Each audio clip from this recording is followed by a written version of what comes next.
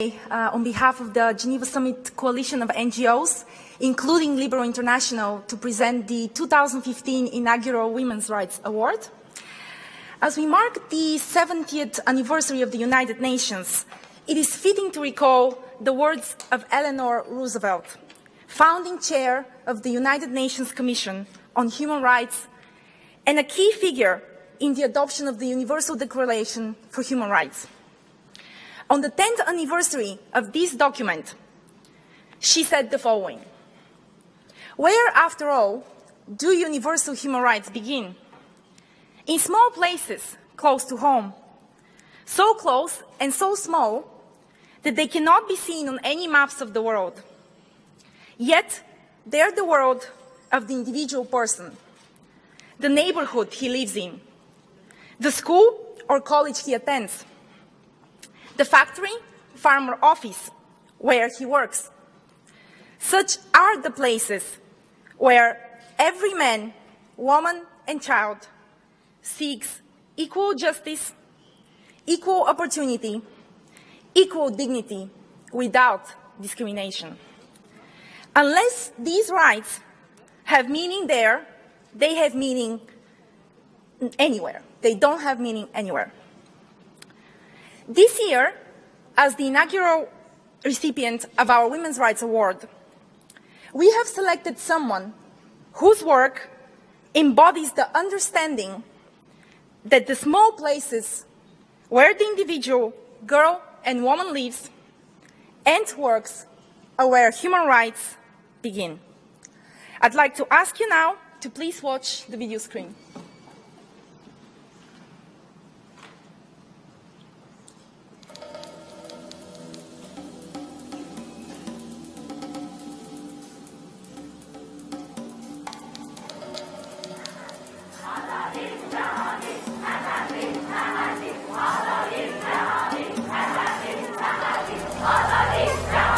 Yesterday's demonstration was the nearest thing to an anti-Khomeini rally yet.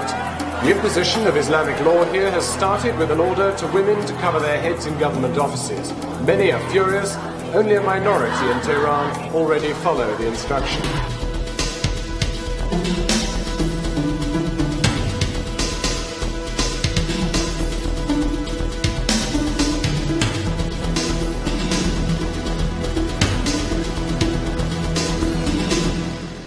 A selfie war is happening in Iran. It all started with this photo. It was posted by Iranian journalist Masih Alinejad. Back in April, Alinejad, who now lives in the UK, posted a few photos of herself online without the hijab.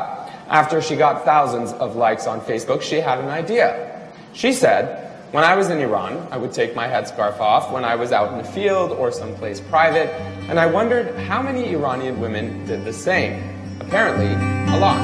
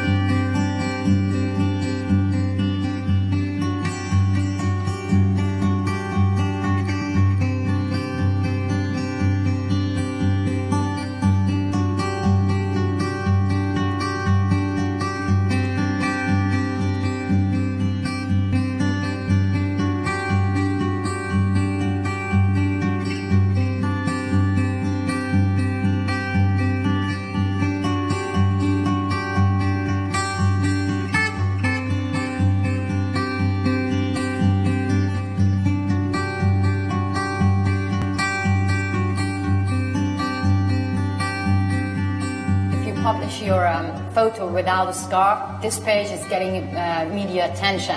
When they make their own decision, that has a message. That means They do not have, any opportunity inside Iran thanks to social media. And I'm a journalist. I didn't ask them to take off their scarf. I just asked them, do you have this, moment of guilty pleasure? And I am reporting about what exists in Iran. I'm not, writing about something or putting them in danger. That exists in Iran, and I'm reporting that. The only thing that I wanted to do, just give voice to those voiceless women.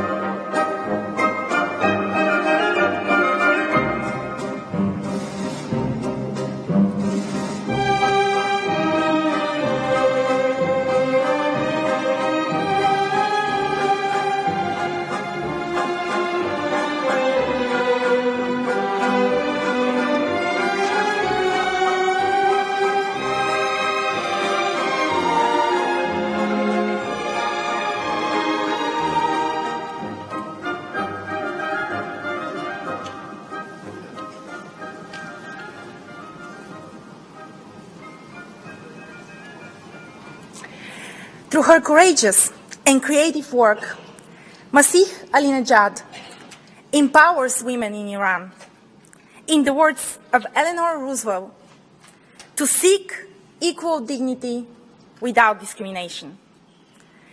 Ladies and gentlemen, on behalf of the Geneva Summit of Human Rights and Democracy, I'm proud to present our 2015 inaugural Women's Rights Award to Masih Alinejad. As the inscription reads, for giving a voice to the voiceless and steering the conscience of humanity to support the struggle of Iranian women for basic rights, freedom, and equality. Masih, please come forward.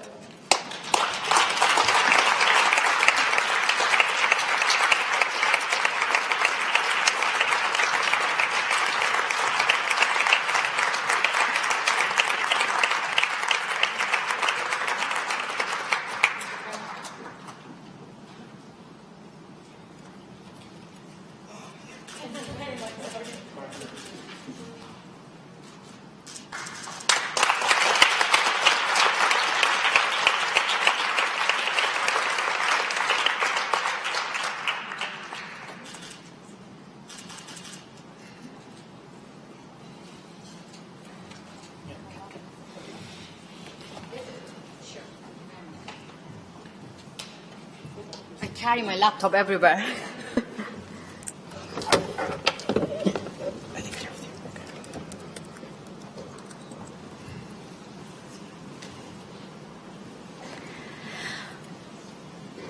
Hello, everyone. My name is Masih Alinejad. I'm an Iranian journalist. I have to be nervous in this ride. It's understandable, but for Iranian journalists or Iranian women rights activists, it is familiar to be scared as well. So before coming here, I have to be honest, I was really nervous and scared. What is the reason? Being Iranians and talking about human rights means living, with accusation of working with Israeli government, American government, or British secret, or CIA and MI6. So we have been labeled by our government a lot that we are working for a foreign government against our own country. That made me really nervous and scared to come here. But at the end, I just told myself, whether you speak out or not, they're going to label you if you be the voice of those voiceless people inside Iran. So that's why I decided to come here and accept this award. Thank you, Geneva Summit, for this award, which I accepted in the name of thousands and thousands of Iranian women who are fighting and challenging against compulsory hijab, the heartless compulsory hijab rules in Iran. To begin my speech, you may have heard of the story of Michelle Obama when she was taking off her scarf when she was meeting the government in Saudi Arabia. Now let me share a secret with you. The only place in the world that Michelle Obama can go there and she cannot take off her scarf is in Iran, not even in Saudi Arabia, which women are suffering from not having a basic right. They're not allowed even to drive. But that is the country that Michelle Obama can take off her scarf and visit the government. But she would be, because she's the first lady, she won't end up to the jail, but definitely she will be deported from our airport in Iran. Now I keep hearing from a lot of people, actually, the majority of them are men, saying that hijab is not a big issue. And Iran has got a lot of so-called big issue, bigger problems. Yes, that is true. Since 2009, I have covered the bigger issue in Iran as well.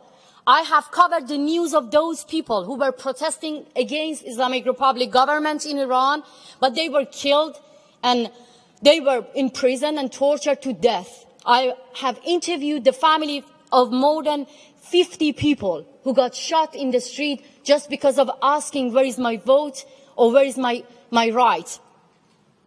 In that time, I have been ignored too. But now I'm focusing on hijab because I believe this piece of cloth is big too. When this piece of cloth is in the hand of those governments who do not believe in freedom of choice, it can be a chain around the necks of Iranian women and choke their vitalities and energy.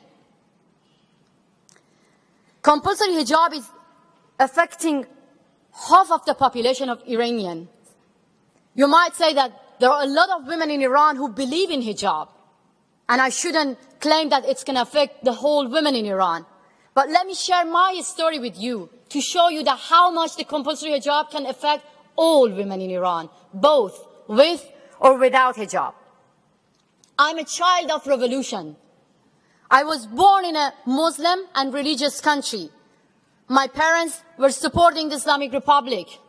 Two of my brothers, they were involved in war between Iraq and Iran. So I'm coming from a family that my mother still wear hijab. My sisters, my aunties. In fact, all the women in my family, they wear hijab.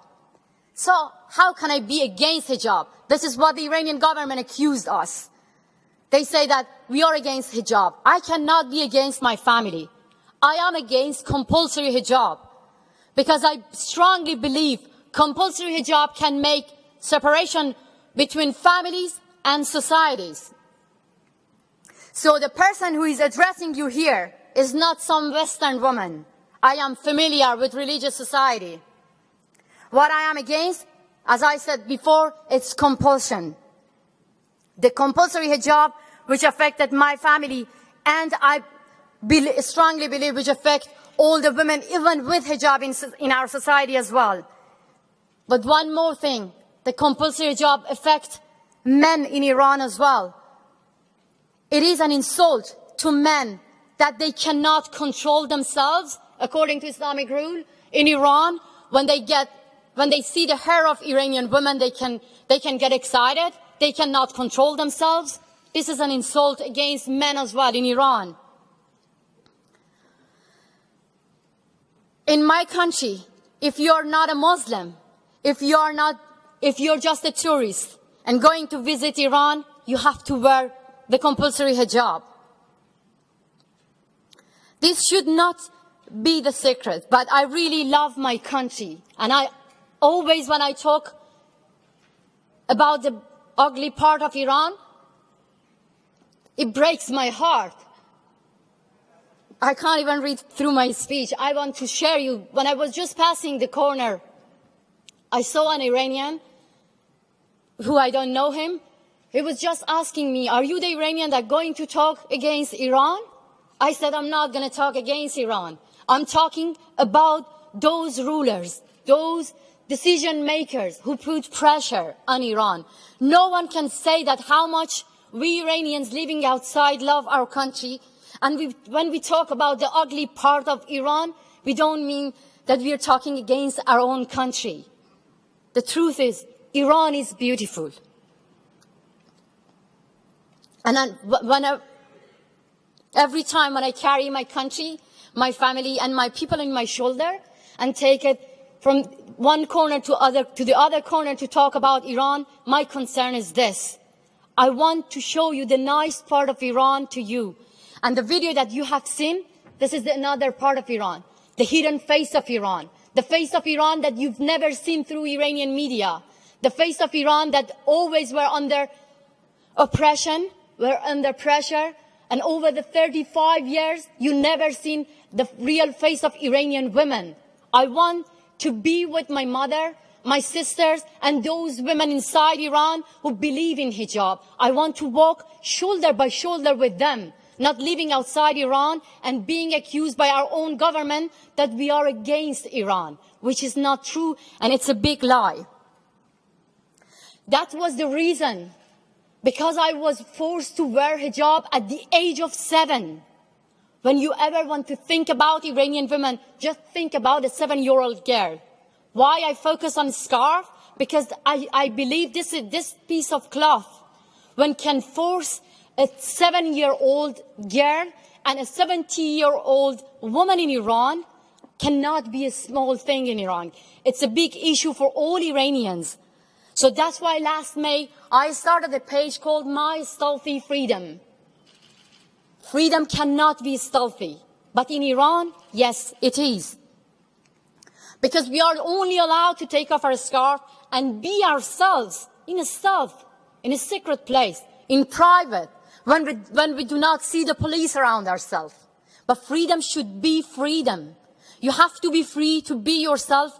And our freedom is not bothering anyone in Iran, but they put pressure on us. As you saw in the video, the police and the woman with veil, the black veil, were forcing us to wear the hijab that she believes in.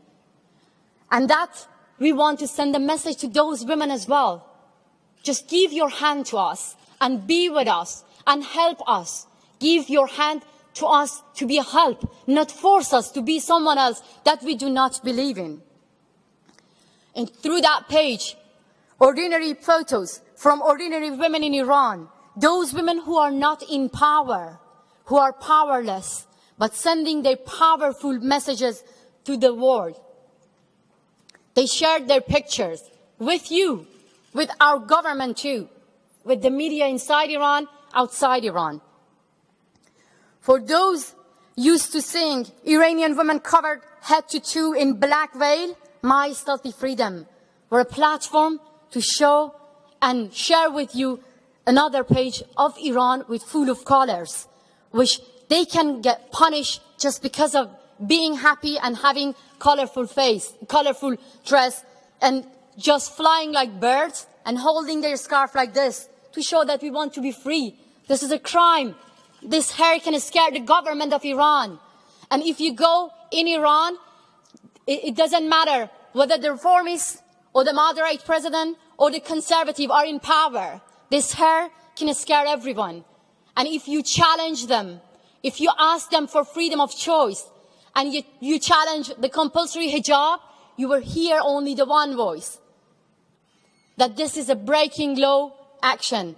And we keep hearing this from different politicians inside Iran, and we keep hearing this from politicians outside Iran when we ask them why you don't challenge the government of Iran when you visit them. They say the hijab is required by law in Iran, and we are not going to break the law. I have to mention that. Slavery used to be legal as well. Slavery used to be legal. If no one was subjected against slavery, nowadays slavery used to be with us. So that's why we are asking you to challenge the discriminatory law, because there are millions of Iranian women who believe that compulsory hijab is a discriminatory law. Compulsory hijab rule, it's unfair. And according to Iranian police, Ismail Ahmadi Muqaddam, just last year, 3.6 million of these women were warned by the police. Why? Because they were not practicing the proper Islamic hijab. And 18,000 of these women, they were sent to the court. And the only crime was just showing their hair, not even without a scarf. In the street, just showing a little bit of your hair. So why I'm writing about this? Because I was a parliamentary journalist in Iran, and my main focus was about politics. I was asking any critical question about politics. The main comment from the MPs was that, first, you have to cover your hair. That's true. If you want to live in Iran as a woman, first you have to cover your hair. If not, you won't be allowed to study. If not, you won't be allowed to have a job. If you don't choose the Islamic hijab, you won't be allowed to live in Iran. They ignore our existence. They ignore us when you don't accept the compulsory hijab. That is why we are just coming together in this page, and thanks to social media, which helped us, thanks to Facebook, which helped us to show this face of Iran, which you've never seen.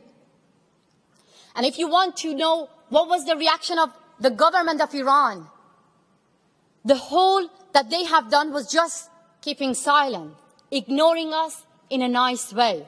And what was the reaction of Iranian media? Of course, they attacked us. The Iranian state TV attacked these women and I myself. They even were not ashamed to make a report on Iranian state TV and saying that Masih Alinejad has been raped by 3 men in London while she was naked there. So for them, not having this scarf means being naked. For us, living under pressure of this government, sometimes it takes time to get release of this scarf. Because when you live in such society, this piece of cloth, this scarf, when you do not believe in, it's going to be part of your identity. It's going to be part of your body. I left Iran 2009, but because I was living in such society, and I was living in a family which they were trying to teach me, if you are not wearing a scarf, you are going to be in the hell, and you're going to be under pressure here and in another life. For me, it became like a good name for my family, part of my body. It was not as easy as you think. Leaving behind is like cutting off a part of your body. And this is happening in Iran, in small town and society, small city as well. That's why we want to bring the debate through social media, because we've never had this issue, and debating about this red line and censored issue on Iranian state TV.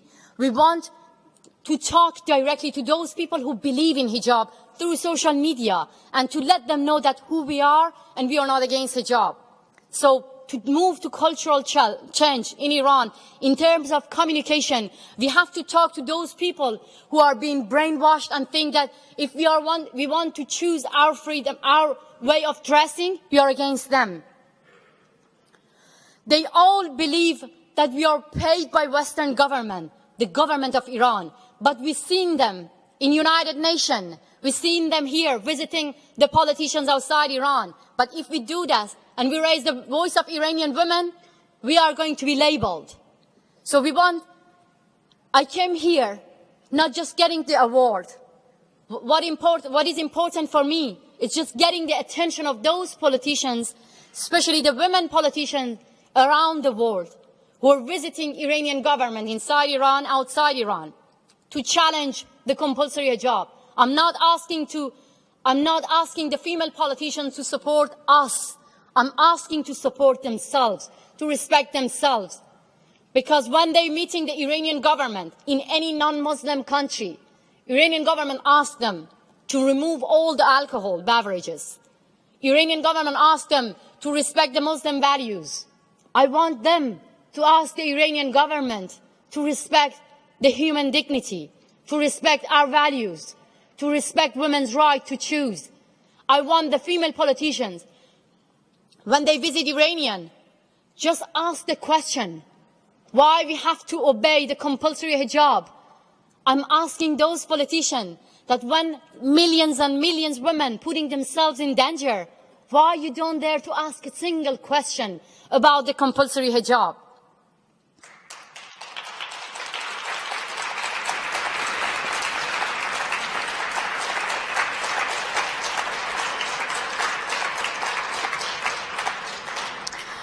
And again, I want to just express that they might assume that hijab is required by law. As I said before, yes, the slavery used to be legal. And if no one objected against slavery, nowadays the slavery used to be with us. Like Martin Luther King, I want to say that we, the Iranian women, have a dream as well. That one day our voice get heard and compulsory hijab will leave Iran forever, and our freedom will not be stealthy anymore. Thank you very much for hearing me.